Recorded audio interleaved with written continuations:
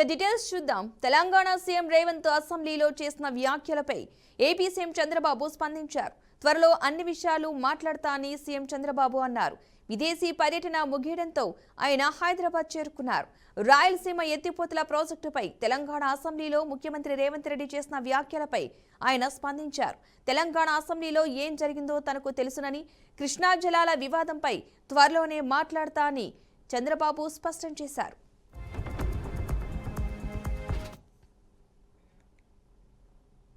AP మంత్రి TG Bharat కీలక వ్యాఖ్యలు చేశారు. తన నియోజకవర్గంలో పాలిటిక్స్ చేస్తే తన రాజకీయం ఎలా ఉంటుందో చూపిస్తా అన్నారు. రాష్ట్రంలో తెలుగుదేశం పార్టీ అధికారంలో ఉన్నన్ని రోజులు తానే మంత్రిగా ఉంటా అని, గతంలో మంత్రులుగా పనిచేసిన వాళ్లు ఏం చేశారో ఇప్పుడు తానేం చేస్తున్నానో కూడా ప్రజలు గమనిస్తున్నారని అన్నారు. తనేంటో ముఖ్యమంత్రి చంద్రబాబుకు, మంత్రి నారా లోకేష్ కు తెలుసునన్నారు. అనవసరంగా తన్ని అన్ని విషయాల్లోకి లాగొద్దని హెచ్చరించారు. నేను ఇంతవరకు పదవి వచ్చిన తర్వాత పెద్దగా రాజకీయాలు చేయలేదు. అది తెలుసుకోవాలా. నన్ను రాజకీయాలు చేసి నన్ను గెలకాలనుకుంటే ఇంకా నా స్ట్రాటజీ ముందు ఎవడు పనికిరాడండి. అది నేను తెలుసు. వాళ్ళకి నేను చెప్పదలుచుకున్నా. అంతకుముందు మంత్రులైనారు, చాలా మంది మంత్రులైనారు. ప్రతి ఒక్క మంత్రి ప్రతి ఒక్క దాంట్లో ప్రతి నియోజకవర్గంలో ఏదో రకంగా వాళ్ళు ఇన్వాల్వ్ అయ్యి మీకు తెలియకుండా చాలా చేశారు. నేను ఆ పనులు చేస్తలే. ఏ నియోజకవర్గంలో కూడా నేను రెస్పెక్ట్ ఇచ్చి ఏ వాళ్ళకి ఎమ్మెల్యేస్ కానీ ఇన్ఛార్జెస్ కానీ ఎక్కడా కూడా వాళ్ళకి తెలియకుండా నేను గెలకడంలే. సో నేను అనేది మైండ్లో పెట్టుకోండి. నేను మంత్రి ఉంటా, 5 ఏళ్ళు కాదు, తెలుగుదేశం పార్టీ ఉన్నాళ్ళు నేను మంత్రి ఉంటా. ఇక మీరు గెలిపిస్తా పోండి. ప్రజలకి సేవ చేసేదానికి అదృష్టం ఉంటుంది. ఎందుకంటే లోకేష్ గారికి తెలుసు నేను ఎట్లాంటి అనేది చంద్రబాబు గారికి తెలుసు. మీరు ఎంత చెప్పినా ఎంత గెలికినా అక్కడ ఏమి మారేది ఏమి ఉండదు. సో సబ్జెక్ట్ మీరు తెలుసుకోవాల్సింది ఏమంటే నన్ను ఊరికే గెలకద్దండి. నా నియోజకవర్గంలో వచ్చి ఏదైనా గెలికేది స్టార్ట్ చేసినారనుకో, నేను వేలు పెట్టినాను అనుకో, మినిస్టర్గా వేలు పెట్టినారంటే ఆ నియోజకవర్గంలో చాలా మీకే ప్రాబ్లమ్స్ వస్తాయి. సో కైండ్లీ మీ పని మీరు చూసుకోండి. మీ నియోజకవర్గం మీకు ఇచ్చారు, ప్రజలు మీకు ఓటేసి గెలిపించారు.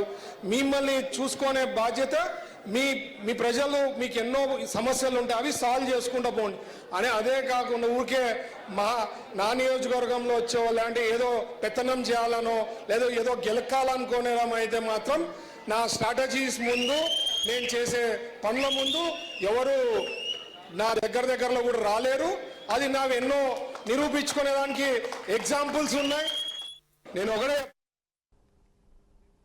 కేసీఆర్, హరీష్ రావులను ఉరితీయాలంటూ సీఎం మాట్లాడిన వ్యాఖ్యలను మాజీ మంత్రి బీఆర్ఎస్ వర్కింగ్ ప్రెసిడెంట్ కేటీఆర్ గుర్తు చేశారు. సీఎం రేవంత్ రెడ్డి వ్యాఖ్యలను తీవ్రంగా ఖండించిన కేటీఆర్, అలా అయితే కాంగ్రెస్ ని ఎన్నిసార్లు ఉరితీయాలి అంటూ ప్రశ్నించారు. పేల్చేయడం, కూల్చేయడం, ఎగవేయడం తప్ప ఈ ప్రభుత్వానికి మరో పని లేదన్నారు. సీఎం స్థాయి మరిచి బడివే అని తిట్టి స్థాయికి దిగజారావని మండిపడ్డారు. ఇక తమకు తిట్లు వస్తాయని, అయితే తాము తిట్టడం మొదలు పెడితే రేవంత్ రెడ్డి తట్టుకోలేడని కేటీఆర్ హెచ్చరించారు. రేవంత్ రెడ్డికి ఒక భాషలోనే తిట్లు వస్తాయేమో కానీ తమకు 3-4 భాషల్లో తిట్లు వస్తాయని వ్యాఖ్యానించారు. రేవంత్ రెడ్డికి బేసిక్స్ కూడా తెలియవని, IIITకి IITకి మధ్య తేడా కూడా తెలియదని కేటీఆర్ ఎద్దేవా చేశారు. పరిస్థితి ఏమంటే అందరి హక్కులకు కస్టోడియన్లా ఉండాల్సిన స్పీకర్ గారు ఇవాళ ఆయన బడివే అనే మాట మాట్లాడితే కళ్ళప్పగించి ప్రేక్షక పాత్ర వహిస్తుంటే ఏమనాలనో అర్థం కావట్లేదు. ఇది పార్లమెంటరీ భాషనా, ఇది ప్రజాస్వామిక భాషనా? మాకు అనరాదా ఈ మాటలు? రేవంత్ రెడ్డి గారికి నేను చెప్తా ఉన్నా, నీకు ఒక భాషలో వచ్చేమో తిట్లు, మాకు 3-4 భాషల్లో వచ్చు. తిట్టాలనుకుంటే మీ తాత జేజమ్మలు దిమ్మె తిరిగేలాగా తిట్టే శక్తి మాకుంది. కానీ ఇంత నికృష్టంగా, ఇంత అల్పంగా, ఇంత దారుణంగా మీరు ఏదైతే వ్యవహారం చేస్తున్నారో, ఇది ఎందుకు చేస్తున్నారో మాకు తెలుసు. ఎందుకంటే మీ అజ్ఞానాన్ని కప్పిపుచ్చుకోవడానికి. నీకు IITకి IIITకి అంతరం తెలియదు. IITకి IIITకి అంతరమే తెలియదు. నీకు బచావత్కు బ్రజేష్ కుమార్ ట్రిబ్యునల్కు తేడా తెలియదు. నీకు అసలు కృష్ణా బేసిన్ ఏందో, గోదావరి బేసిన్ ఏందో తెలియదు. నీకు అసలు తెలంగాణకి ఏం కావాలో తెలియదు. నీకు తెలిసిందల్లా ఒక్కటే, దోచుకోవడం, దాచుకోవడం తప్ప నీకు తెలిసింది ఏమీ లేదు. ఒక అజ్ఞానివి, ఒక ఉష్ట్రపక్షివి. నువ్వు ఏమనుకుంటున్నావు? నిన్న చెప్తున్నాడు ఆయన, తెలంగాణ కోసం అంటే ఈ మహానుభావుడు ప్రాణాలు ఇస్తాడు. నువ్వు తీసిన ప్రాణాలు చాలు. నువ్వు తీసిన ప్రాణాలు చాలు. ఇప్పటికే 836 మంది రైతులను పొట్టన పెట్టుకున్నాడు రేవంత్ రెడ్డి వచ్చిన తర్వాత. 100 మంది పైచిలకు ఆటో డ్రైవర్లను పొట్ట పెట్టుకున్నాడు. 100 మంది పైచిలకు గురుకులాల్లో పిల్లలను పొట్టన పెట్టుకున్నాడు. 48 మంది నేతన్నలను ఉసురు పోసుకున్నావు. ఇప్పటికే నువ్వు తీసిన ప్రాణాలు చాలు. నువ్వు ఆనాడు తెలంగాణ వాదుల మీదకి, తెలంగాణ బిడ్డల మీదకి తుపాకీ తీసుకొని పోయి తెలంగాణ ఉద్యమాన్ని అవమానించింది ఎవరు మర్చిపోలేదు. ఇవాళ ఏదో పేమెంట్ కోటాలో అదృష్టం బాగుండి అడ్డిమారి గుడ్డి దెబ్బలో ముఖ్యమంత్రి అయినావు రేవంత్ రెడ్డి. నీ వాగుడు, నీ అల్పబుద్ధి ప్రపంచం. గోదావరి బనకచెర్ల ప్రాజెక్టుపై BRS party power point presentation ఇచ్చారు. ఈ సందర్భంగా మాజీ మంత్రి హరీష్ రావు కీలక వ్యాఖ్యలు చేశారు. గోదావరి బనకచెర్ల ప్రాజెక్టుకు లోపాయకారి ఒప్పందం చేసుకున్నారు, కుట్రపూరితంగా ప్రాజెక్టులను నిర్లక్ష్యంగా చేస్తున్నారని అన్నారు. కాళేశ్వరంపై కక్షగట్టారు, పాలమూరుపై పగబట్టారని ఆరోపించారు. 2004-14 వరకు కాంగ్రెస్ పాలనలో 6.64 లక్షల ఎకరాలు మాత్రమే నీళ్లిచ్చారన్నారు. 9 ఏళ్లలో బీఆర్ఎస్ ప్రభుత్వం 48.74 లక్షల ఎకరాలకు నీళ్లిచ్చిందని చెప్పారు. రేవంత్ రెడ్డికి ఇప్పటికే ఖతమైపోయిండు, ఈంత పాలమూరు కడితే అడుగంట తాని పాలమూరుని ఆపుతుండు అని నేను చెప్పలే. ఈరోజు రేవంత్ రెడ్డి కేబినెట్ లో ఉన్న జూపల్లి కృష్ణారావు గారు చెప్పిన మాటలు విందాం. ఈ రోజున గౌరవ ముఖ్యమంత్రి గారు ఓపెన్ గా ఎస్టిమేట్స్ రేట్స్ కు ప్రభుత్వ అధికారులు చేసిన ప్రకారం ఎస్టిమేట్స్ ప్రకారం ఈ రోజున కేవలం 6 మాసాల్లో 8 మాసాల్లో భూసేకరణ చేసి మంజూరు ఇచ్చి టెండర్ పిలిచి పనులు మొదలై కోనసీమకు సరితూగే విధంగా, అంతకంటే ఎక్కువగా ఉండే విధంగా సుమారుగా 17-18 లక్షల ఎకరాలకు పాలమూరు జిల్లాకు నీళ్లు ఇవ్వాలని, అంటే కేవలం వీళ్ళు ఏ విధంగా అయితే మనం ప్రాజెక్టు ఆపగలుగుతామని, అంటే తోడు దొంగలాగా జోడు గురాలుగా ఇద్దరు కూడా కూడబలుకొని ఇటు నాగం కావచ్చు, అటు రేవంత్ కావచ్చు, మా గతి ఏమైతే ఇప్పటికే అగుడు పట్టినాం, పాతాళానికి పోయినరు. ఇవి పూర్తి అయితే మా బతుకుదెరు ఉండదని ఒకటి. రెండవది, ఈ ప్రాజెక్టును అడ్డుకునే దానిలో భాగంగా ఏ విధంగా బ్లాక్ మెయిల్ చేస్తా ఉన్నారు. రేవంత్ రెడ్డి మాట్లాడుతున్నాడు, సోనియా గాంధీ మనకు రక్షణలు కల్పించింది స్టేట్ రీఆర్గనైజేషన్ యాక్ట్లో అని చెప్పి నేను బుక్ పట్టుకొని చదివింది. ఇది స్టేట్ రీఆర్గనైజేషన్ యాక్ట్. ఇందులో ఎక్కడ రక్షణలు కల్పించింది? నిన్న మాట్లాడింది రేవంత్ రెడ్డి గారు అసెంబ్లీలో. 11th షెడ్యూల్లో స్టేట్ రీఆర్గనైజేషన్ కమిటీలో ప్రాజెక్టులు చేర్చి పాలమూరు రంగారెడ్డి ఎత్తిపోతల పథకానికి రక్షణ కల్పించింది అని మాట్లాడింది. I will take out page number 118, 11th schedule. ఇందులో పారాగ్రాఫ్ 10లో పెట్టినవి కేవలం హంద్రీనీవా, తెలుగు గంగా, గాలేరు నగరి, వెలిగొండ, కల్వకుర్తి, నెట్టంపాడు. మన తెలంగాణ రెండే పెట్టిండ్రు, కల్వకుర్తి, నెట్టంపాడు. మన పాలమూరు ఎత్తిపోతలు పెట్టలే, మన దిండి ఎత్తిపోతల పథకం పెట్టలే. 11th షెడ్యూల్లో అవి ఉండుంటే ఇవాళ మనకు అనుమతులు వస్తుండే, మనం ఆ ప్రాజెక్టులు కొనసాగించుండే వాళ్ళం. ఇలా కాంగ్రెస్ చేసిన ద్రోహం అంతా ఇంత కాదు.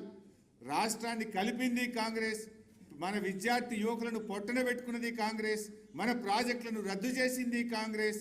చివరికి రాష్ట్ర విభజనలో కూడా పాలమూరు ఎత్తిపోతల పథకాన్ని, దిండిని 11th షెడ్యూల్లో పెట్టకుండా పాలమూరు రంగారెడ్డి జిల్లాలకు ద్రోహం చేసింది కాంగ్రెస్ పార్టీ.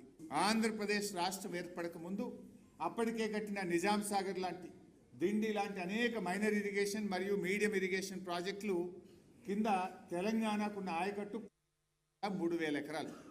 అంటే ఆంధ్రప్రదేశ్ రాష్ట్రం ఏర్పడక ముందే మన ప్రాంతంలో మైనర్ మీడియం ఇరిగేషన్ కింద కాకతీయ రెడ్డి రాజులు కానీ, నిజాం నవాబు కానీ వేరియస్ ప్రోగ్రామ్స్లో మనకు వచ్చిన ఆయకట్టు 16,03,000 ఎకరాలు. సరే, ఉమ్మడి ఆంధ్రప్రదేశ్లో 1956 నుంచి 2004 వరకు మనకు వచ్చిన ఆయకట్టు 36 లక్షల ఎకరాలు. 60 ఏళ్లలో వచ్చింది 36 లక్షలు. 2004 నుంచి 2014 కాంగ్రెస్ ప్రభుత్వమే అధికారంలో ఉంది. ఆ 10 ఏళ్లలో వచ్చింది ఎంత అంటే 5,71,000 కొత్త ఆయకట్టు, స్టెబిలైజేషన్ 93,000, అంటే 6,64,000 ఎకరాలకు వచ్చింది. అంటే 56 నుంచి 2014 వరకు 60 ఏళ్లలో వచ్చింది 42 లక్షల ఎకరాల ఆయకట్టు. 60 ఏండ్లు 42 లక్షల ఎకరాల ఆయకట్టు. నౌ బీఆర్ఎస్ 2014 నుంచి 2023 మనం ఉన్నది 9.5 సంవత్సరాలు. అందులో 2 ఏళ్లు కరోనా, పెద్ద నోట్ల రద్దు లాంటి ఆర్థిక సంక్షోభం, కొత్తగా ఏర్పడ్డ రాష్ట్రం. అయినా 9.5 ఏళ్లలో బీఆర్ఎస్ సాధించిన ఆయకట్టు 31,50,000 ఎకరాల స్టెబిలైజేషన్, 17,24,000 ఎకరాల కొత్త ఆయకట్టు, మొత్తం 9.5 ఏళ్లలో 48,74,000 ఎకరాల ఆయకట్టును సాధించింది బీఆర్ఎస్ ప్రభుత్వం. 2023లో అసలు 66-34 లేకుండానే కేఆర్ఎంబి అగ్రిమెంట్ చేసింది. ఎందుకు ఈ పాయింట్ స్ట్రెస్ చేస్తున్నా అంటే మనం పోయినాక మళ్ళీ వీళ్ళు వచ్చి తెచ్చింది దాన్ని కొట్లాడి 66-34 లేకుండానే మనం ఈ కేఆర్ఎంబి 17th బోర్డు మీటింగ్లో మనం మీట్ చేసుకున్నాం. రేవంత్ రెడ్డి అంటాడు 2020లో పర్మనెంట్గా రాసిచ్చిండు అంటాడు. మీరు చూడండి 2023లో అసలు 66-34ను ఎత్తేయించిందే బీఆర్ఎస్ ప్రభుత్వం. కంటిన్యూస్గా 21-22లో కొట్లాడినాం, 22-23లో కొట్లాడినాం, 23-24లో కొట్లాడినాం, 50-50 ఇవ్వాలని 28 ఉత్తరాలు రాసినాం. 66-34 లేకుండానే ఇది మనం సాధించినాం. అపెక్స్ కౌన్సిల్కు మ్యాటర్ రెఫర్ అయింది. ఇప్పుడు చూడండి 25 మనం పోయి కాంగ్రెస్ ప్రభుత్వం వచ్చింది. కాంగ్రెస్ ప్రభుత్వం ఏం చేసింది? ఇది వాళ్ళు చేసుకున్న agreement. After detailed deliberation the board decided that sharing of water between both the states may be followed 66-34 for the current water year 24-25. 66-34 చేసుకున్నారు అని మన మీద మాట్లాడిండ్రా? మరి మీరెందుకు? తెలంగాణ జాగృతి అధ్యక్షురాలు కవిత మాజీ మంత్రి హరీష్ రావుపై మరోసారి తీవ్ర స్థాయిలో విరుచుకుపడ్డారు. అసెంబ్లీ శీతాకాల సమావేశాలను బీఆర్ఎస్ బహిష్కరించడాన్ని ఆమె తీవ్రంగా తప్పుపట్టారు. ఆదివారం మీడియాతో మాట్లాడిన ఆమె హరీష్ రావును గుంటనక్క అని విమర్శలు గుప్పించారు. కీలకమైన మూసీ ప్రక్షాళన, నదీ జలాల అంశంపై సభలో చర్చ జరుగుతుంటే ప్రతిపక్షం అక్కడ ఉండకుండా పారిపోవడం ప్రజలను వంచడమేనని ఆమె మండిపడ్డారు. ముఖ్యమంత్రి రేవంత్ రెడ్డి హరీష్ రావును వ్యక్తిగతంగా ఒక్క మాట అన్నంత మాత్రాన సభను బహిష్కరిస్తారా అని కవిత ప్రశ్నించారు. గతంలో ఉన్న పార్టీలో ఒక గుంటనక్క గారు ఉంటారు, వారిని వీరందరూ హరీష్ రావు గారిని పిలుచుకుంటారు. ఆయనను చూసి నేనేదో మాట అన్నాను, అనగానే నన్ను అంటవా నువ్వు అని చెప్పి అసెంబ్లీ మొత్తం వాయిదా వేసుకుని, అరే ఒక్క మాట వ్యక్తిగతంగా ముఖ్యమంత్రి ఏదో నిన్నంటే మొత్తం అసలు ప్రతిపక్షమే లేకుండా, ప్రతిపక్షం అంటే ఏంది? ప్రజల గొంతుక. ప్రతిపక్షం అంటే ఏంది? అన్యాయం ఎట్లా జరుగుతుందని ప్రశ్నించేటటువంటి ఒక వాయిసే ప్రతిపక్షం. It is not a party, it is a big responsibility. దాన్ని వదిలేసి మొత్తం సభ 5 రోజులు ఎట్లా మీరు బాయ్కాట్ చేసిపోతారు? ఏంది కేవలం హరీష్ రావు గారిని ఒక మాట అన్నందుకు బాయ్కాట్ చేసిపోతారా? కేసీఆర్ గారిని ఎన్ని తిట్లు తిట్టినా రేవంత్ రెడ్డి గారు ఎప్పుడన్నా బాయ్కాట్ చేసిన హరీష్ రావు గారు? మొన్న ఈ గుంటనక్కకు డిప్యూటీ ఫ్లోర్ లీడర్ ఇవ్వగానే నేను చెప్పిన బీఆర్ఎస్ పార్టీని ఎవరు కూడా కాపాడలేరు అసెంబ్లీకి రాకపోతే అని. ఏం చేసిరు నిన్న? పోనీ జనరల్గా నేను కూడా పార్లమెంట్లో పనిచేసిన కదా, నేను కూడా ఎమ్మెల్సీగా పనిచేసిన కదా, ఒక ఏదన్నా అంశం మీద మనకు అభ్యంతరం ఉంటే అప్పుడు చర్చ ఒక అంశం మీద జరుగుతుంటే ఆ అంశం మీద కాంగ్రెస్ సీఎంలు కట్టిన ప్రాజెక్టుల నీళ్లు తాగి పెరిగిన కేసీఆర్, హరీష్ రావు ఇప్పుడు కాళేశ్వరం కట్టాకే రాష్ట్రానికి నీళ్లు వచ్చినట్లు మాట్లాడుతున్నారని కాంగ్రెస్ వర్కింగ్ ప్రెసిడెంట్ జగ్గారెడ్డి విమర్శించారు. కృష్ణా జలాలపై సీఎం రేవంత్ రెడ్డి, ఉత్తమ్ కుమార్ రెడ్డి వాస్తవాలు మాట్లాడారని చెప్పారు. హరీష్ రావు పీపీటీకి కౌంటర్ ఇచ్చారు. ఇక బీఆర్ఎస్ పార్టీ ఆఫీస్లో పవర్ పాయింట్ ప్రెజెంటేషన్ పెట్టారు. అదేదో అసెంబ్లీలో మాట్లాడితే సరిపోయేది కదా అని ఎద్దేవా చేశారు. మీ మామే ఆడున్నప్పుడు కేసీఆర్ గారు తెలుగుదేశం పార్టీ నాయకుడు ఆ రోజున, మరి ఆ రోజు తెలుగుదేశం పార్టీ నాయకుడుగా, ఆ రోజు అందులో ఉన్న ట్రాన్స్పోర్ట్ మినిస్టర్గా కేసీఆర్ గారు, మరి ఆ రోజు తెలంగాణ ప్రాంత బీడు భూములు, తెలంగాణ రైతుల గురించి మాట్లాడిన చరిత్ర ఒక్కటనే చూపెడతావా హరీష్ రావు గారు? మీ మామ ఎప్పుడు మాట్లాడడం స్టార్ట్ చేసిండు ఆంధ్రలోని? ఎప్పుడైతే చంద్రబాబు నాయుడు గారు ఎప్పుడైతే మినిస్టర్ ఇయ్యలేడో, డిప్యూటీ స్పీకర్ అయిండో, తెలంగాణ వాదులు కేసీఆర్ని అప్రోచ్ చేశారో, చంద్రబాబు నాయుడు కోపం మీద నువ్వు బీఆర్ఎస్ పార్టీ పెట్టినావు. అప్పుడే ఆంధ్రలో దోపిడీ అని స్టార్ట్ చేసినావు. మరి తెలుగుదేశంలో ఉన్నప్పుడు ఆంధ్రలో దోపిడీ కేసీఆర్ గారికి ఎందుకు అనలేదు? అప్పుడు హరీష్ రావు ఎందుకు మాట్లాడలేదు? జవాబు చెప్పగలుగుతారా? ఈరోజు ఉత్తమ్ రెడ్డి గారు, రేవంత్ రెడ్డి గారు కృష్ణా జలాల విషయంలో హరీష్ రావు చేసిన కామెంట్స్ కు AP TDP MLA Somireddy Chandramohan Reddy counter ఇచ్చారు. రోజా ఇంటికెళ్లి సముద్రంలోకి వెళ్లే నీటిని వినియోగించుకోవాలని కేసీఆర్ చెప్పిన మాట మర్చిపోయారా? కేసీఆర్ అయినా రేవంత్ రెడ్డి అయినా టీడీపీ నుంచి వెళ్లి ముఖ్యమంత్రులు అయిన వారే అని విమర్శించారు. టీఆర్ఎస్ ఒక సెంటిమెంట్తో ఆంధ్ర వాళ్ళు ఏదో దోచుకుంటున్నారని మాట్లాడితే ప్రజలు లెసన్ టీచ్ చేశారు, వాస్తవం కాదని. 2000-3000 టీఎంసీలు గోదావరి నీళ్లు average minimum 2000 TMC per annum సంవత్సరానికి సముద్రంలో కలిసిపోతుంది. 3000 కలిసిపోతున్నాయి. 200 టీఎంసీలకి బనకచెర్ల ప్రపోజల్ పెడితే ఆ బీఆర్ఎస్ నాయకులు మాట్లాడిన మాటలు ఒక్క బొట్టు హరీష్ రావు గారు మాట్లాడింది ఆంధ్ర వాళ్ళు కన్నా వాడుకుంటే సహించేది లేదు అంటే పాకిస్తాన్ వాళ్ళు కూడా ఆ నీళ్లు తాగి బతకాలనుకుంటామే కానీ మనకు వ్యతిరేకమైన దేశమని. విజయనగరం జిల్లాలోని భోగాపురం అంతర్జాతీయ విమానాశ్రయంలో తొలి విమానం విజయవంతంగా ల్యాండ్ అయింది. ఢిల్లీ నుంచి వచ్చిన వాలిడేషన్ ఫ్లైట్ ఇక్కడి రన్వేపై దిగింది. ఈ విమానంలో కేంద్ర పౌర విమానయాన శాఖ మంత్రి Kinjarapu Rammohan Naidu, Vizianagaram MP Kalisetti Appalanaidu, ATC chairman ప్రయాణించారు. అత్యాధునిక టెక్నాలజీతో నిర్మిస్తున్న ఈ ఎయిర్పోర్టు ప్రాజెక్టు పనులు ఇప్పటికే 96% పూర్తయినట్లు నిర్మాణ సంస్థ GMR వెల్లడించింది. Industry towards new horizons. On behalf of entire, good morning, ladies and gentlemen, this is the captain of Minerva Alpha Fighter. On behalf of my crew, I would like to welcome all of you on board Air India flight 3198 to Delhi to Bhogapuram. On route distance to Bhogapuram is. ఇప్పుడు land అయిన తర్వాత pilot announcement చేశారు flight లో. అల్లూరి సీతారామరాజు అంతర్జాతీయ విమానాశ్రయంలో మీ అందరికీ కూడా స్వాగతం అని. ఆ మాట వినడానికి ఎన్నో సంవత్సరాల నుంచి మనం ఎదురు చూస్తూ ఉన్నాం. వాస్తవానికి చెప్పుకోవాలంటే ఈ యొక్క భోగాపురంలో ఎయిర్పోర్ట్ అన్నటువంటి బీజం వేసినటువంటిది మన విజనరీ లీడర్, మన ముఖ్యమంత్రి వర్యులు శ్రీ నారా చంద్రబాబు నాయుడు గారు. ఆ రోజు ఉత్తరాంధ్ర అంతటిని కూడా కలిపి కట్టుగా మనం అభివృద్ధి చేయాలనంటే ఒక ప్రాజెక్ట్ అందరికీ ఉపయోగపడే విధంగా, కనెక్టివిటీని పెంచే విధంగా ఇక్కడ చేయాలనే ఆలోచనతో అప్పుడు మన ఉత్తరాంధ్ర నుంచి పార్లమెంటు సభ్యుడిగా కేంద్ర మంత్రిగా ఉన్నటువంటి పోసపాటి అశోక్ గజపతిరాజు గారి తాలూకు ఆధ్వర్యంలో ఆనాడు 2016లో కేంద్ర ప్రభుత్వం నుంచి ఇన్ ప్రిన్సిపల్ అప్రూవల్ ఈ భోగాపురం ఎయిర్పోర్ట్ కోసం చేసుకోవడం జరిగింది. కానీ తర్వాత ప్రభుత్వం మారడం వల్ల, అనేక కారణాల వల్ల, అనేక ఇబ్బందులు రావడం వల్ల ఆలస్యమైన మళ్ళీ ఆ భగవంతుడి అవకాశం నాకు కల్పించాడు. ఇప్పుడు ల్యాండ్ అయిన తర్వాత పైలట్ అనౌన్స్మెంట్ చేశారు. భోగాపురం అంతర్జాతీయ విమానాశ్రయం నిర్మాణంలో అసలైన క్రెడిట్ వైసీపీ అధినేత వైఎస్ జగన్మోహన్ రెడ్డిదేనని మాజీ మంత్రి గుడివాడ అమర్నాథ్ అన్నారు.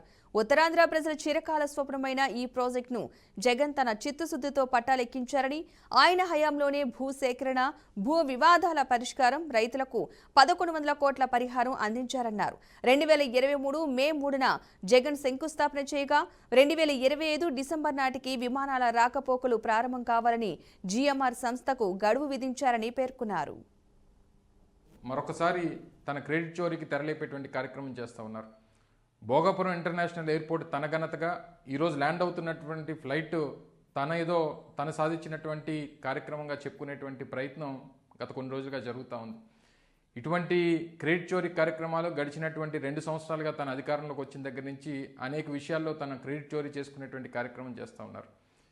కేవలం టెంకాయలు కొట్టేటువంటి కార్యక్రమం ఎన్నికల ముందు తను సాధించినటువంటి ఘనతగా చెప్పుకునేటువంటి చంద్రబాబు నాయుడు గారు మరొకసారి ఈ క్రెడిట్ చోరీకి ముందడుగు వేశారు. కేవలం 2700 ఎకరాలు ఏదైతే భూసేకరణ చేయాల్సినటువంటి పరిస్థితిలో కనీసం 10% కూడా భూసేకరణ చేయకుండా తన ఘనతగా చెప్పుకోవాలనేటువంటి ప్రయత్నం చంద్రబాబు నాయుడు గారు చేస్తూ ఉన్నారు. 2019లో వైఎస్ జగన్మోహన్ రెడ్డి గారు ముఖ్యమంత్రి అయిన దగ్గర నుంచి దాదాపు 2700 ఎకరాలు భూసేకరణ పూర్తి చేసి దాంట్లో ఉన్నటువంటి రైతులకి నష్టపరిహారం మరింత మెరుగ్గా ఇచ్చేటువంటి కార్యక్రమం చేసి కావాల్సినటువంటి 4 గ్రామాలకి రీహాబిలిటేట్ చేసి దాదాపు 400. భోగాపురం ఎయిర్పోర్ట్ క్రెడిట్ ముమ్మాటికి వైఎస్ జగన్కే దక్కుతుందన్నారు బొత్స సత్యనారాయణ.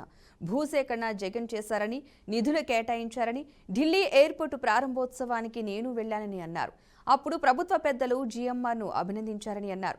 ఇప్పుడు కేంద్ర మంత్రి రామ్మోహన్ నాయుడు GMR పేరు ఎందుకు చెప్పడం లేదు? విశాఖ మాస్టర్ ప్లాన్ ఏమైంది? ఎందుకు ఫైనల్ చేయడం లేదు? మాస్టర్ ప్లాన్ అమలు చేస్తే కనెక్టింగ్ రోడ్స్ పూర్తయ్యేవి. రాష్ట్రంలో అమ్మాయిలు మిస్సింగ్ అని అన్నారు. ఒక్క అమ్మాయినైనా తీసుకొచ్చారా? ఉత్తరాంధ్ర ఎప్పుడు సురక్షితమే. ఈ మధ్య కాలంలో పట్టపగలు హత్యలు జరుగుతున్నాయి అంటూ మండిపడ్డారు. మాజీ సీఎం గజ్వేల్ ఎమ్మెల్యే కేసీఆర్ ఎర్రవెల్లి వ్యవసాయ క్షేత్రాన్ని కాంగ్రెస్ నాయకులు ముట్టడించారు. గజ్వేల్ జిల్లా కాంగ్రెస్ అధ్యక్షురాలు ఆంక్షరెడ్డి ఆధ్వర్యంలో నాయకులు వ్యవసాయ క్షేత్రం వద్ద నిరసనకు దిగారు. కేసీఆర్ అసెంబ్లీకి వెళ్లి గజ్వేల్ ప్రజల సమస్యలు పరిష్కారం కోసం మాట్లాడాలని డిమాండ్ చేశారు. అసెంబ్లీకి వెళ్లకపోతే రాజీనామా చేయాలని డిమాండ్ చేశారు. అసెంబ్లీకి రావా, గజ్వేల్ ప్రజలవి ఓట్లు కావా, ఫామ్ హౌస్ పాలన వద్దురా నాయనా అంటూ నినాదాలు చేస్తూ ప్లక్కార్డులు ప్రదర్శించారు.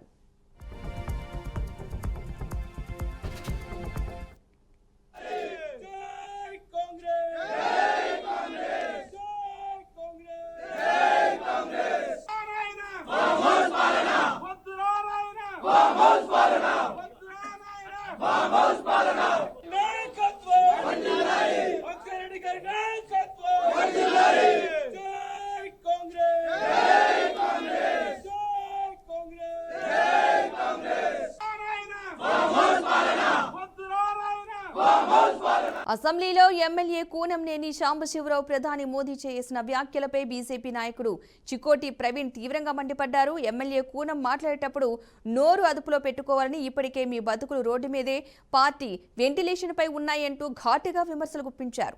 ప్రపంచంలో అత్యధిక జనాకర్షణ ఉన్న నాయకుడు మోదీ అని, ప్రజాస్వామ్య విలువలు మర్చిపోయి మాట్లాడిన సిగ్గుచోటని చికోటి అన్నారు. ఎమ్మెల్యే కూనం కాంగ్రెస్ పొత్తు పెట్టుకుని ఒక స్థానం గెలిచి విర్రవీగుతున్నారని ఆరోపించారు.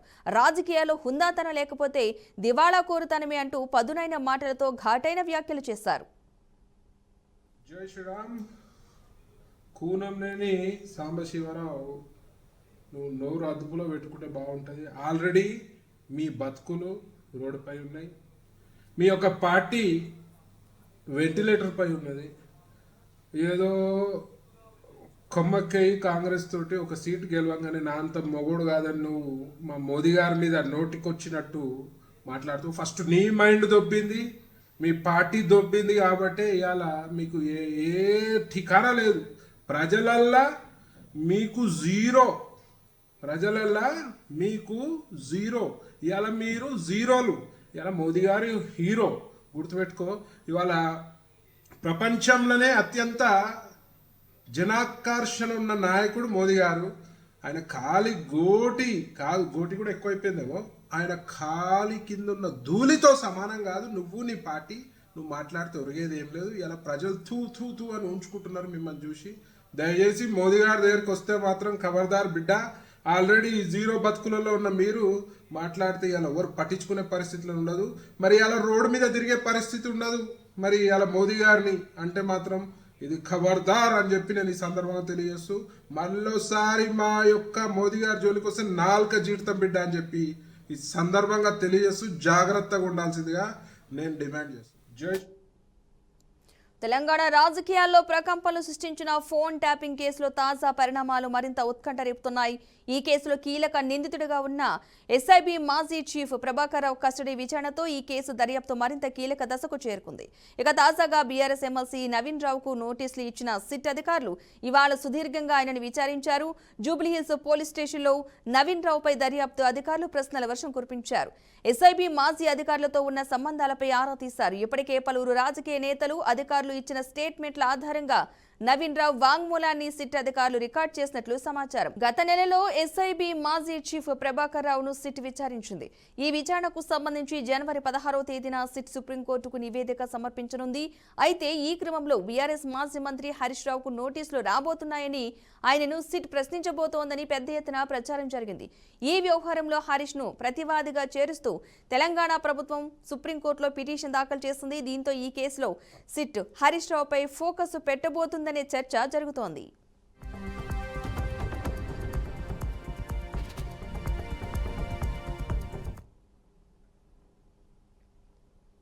ఇక ఈ సమయంలో ఎవరు ఊహించని విధంగా బీఆర్ఎస్ ఎమ్మెల్సీ నవీన్ రావుకు సిట్ నోటీసులు ఇచ్చింది.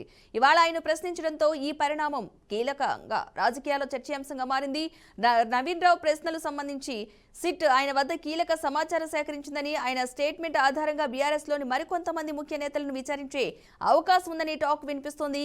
తాజా ఎపిసోడ్తో ఫోన్ ట్యాపింగ్ కేసు బీఆర్ఎస్ ను ఏ తీరం చేర్చబోతుందో అనేది వేచి చూడాలి.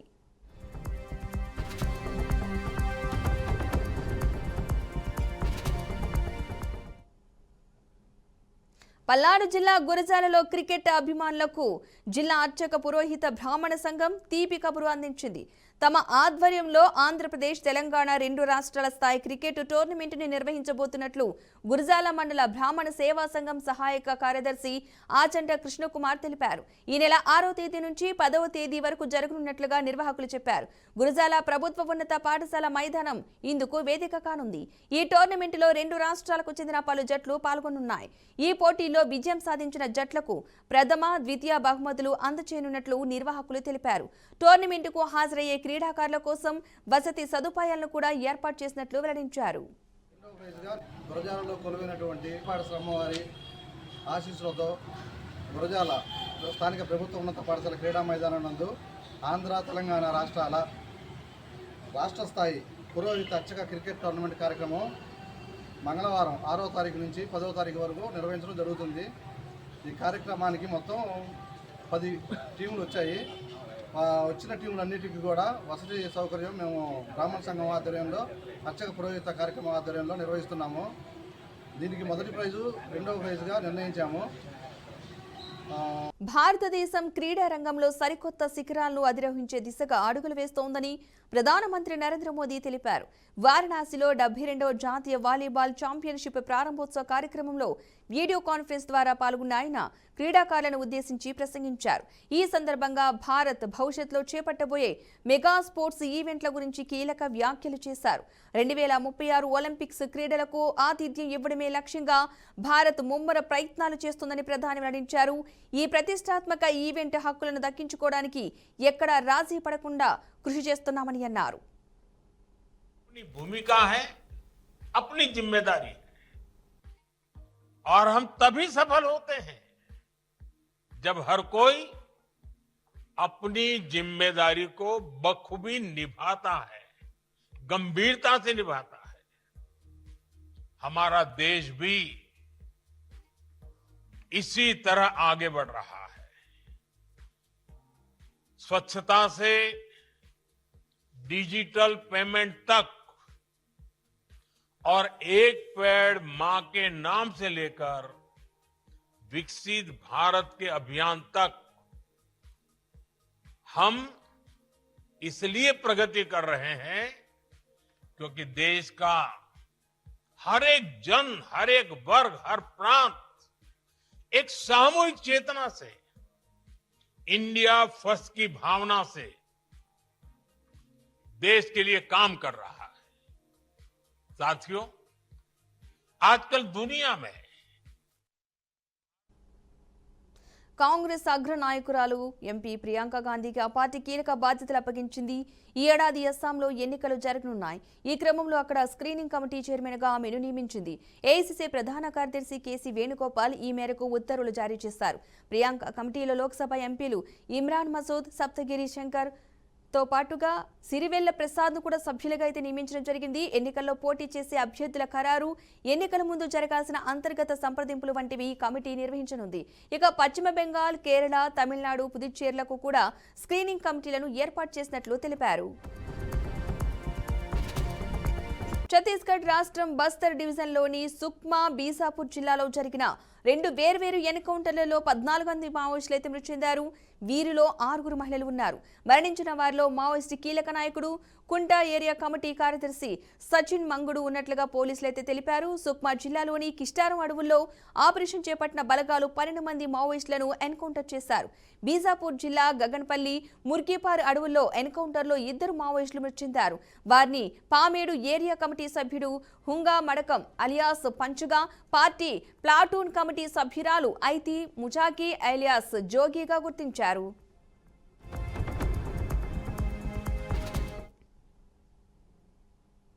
దక్షిణ అమెరికా దేశం వెనుజులాపై ఉరుములేని పిడుగుల్లా అమెరికా మెరుపు దాడులకు దిగింది.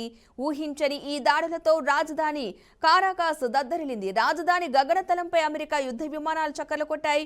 పేలుళ్లకు జనం భయపడి బయటకు పరుగులు తీశారు. సైనిక స్థావరాల్లో పొగ, అంధకారం అలుముకున్నాయి. నగరంలోని పలు ప్రాంతాల్లో చీకట్లు కమ్ముకున్నాయి. కారాకాస్లోని లా కార్లోటా ఎయిర్ఫీల్డ్, ప్యూర్టే లియూనా మిలిటరీ బేస్, లా గ్వైరా నౌకాశ్రయం మొదలైన కీలక సైనిక స్థావరాలపై అమెరికా దళాలు దాడులు చేశాయి. దేశం మేల్కొనేలోగా అధ్యక్షుడు నికోలస్ మదురోను ఆయన భార్య సిలియా ఫ్లోర్స్ను అమెరికా సైన్యం బంధించి న్యూయార్క్కు తరలించింది. అయితే అంతకుముందే దేశంలో అత్యవసర పరిస్థితిని మదురో విధించారు. మరోవైపు దేశ అధ్యక్ష బాధ్యతలను ఎవరు చేపట్టారన్న అంశం తేలలేదు. వెనిజులా చట్టాల ప్రకారం ఉపాధ్యక్షులుగా ఉన్నవారు అధ్యక్షులవుతారు. కానీ తాను బాధ్యత